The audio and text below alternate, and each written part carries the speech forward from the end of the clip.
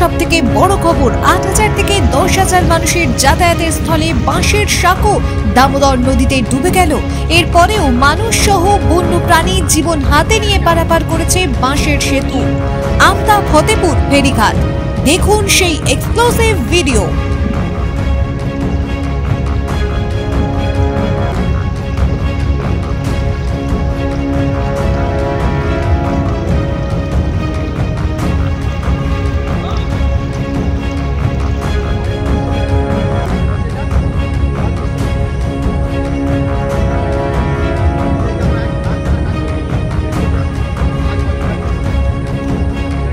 ভয় করেনি না কেন বন্যার দেশ, বন্যায় কত সাঁতার কেটেছি তার ঠিক আছে। আচ্ছা আচ্ছা। আর এই জল এই পাড়ায় আসছে, আমাদের ভয় লাগবে। আপনি কোথা থেকে আসছেন এখন? এই সারদা থেকে। সারদা থেকে মানে সারদায় যাবেন? ওই দিক আমার বাড়ি ওই দিক থেকে কোথা? ফতেপুর থেকে আসলে? ফতেপুর।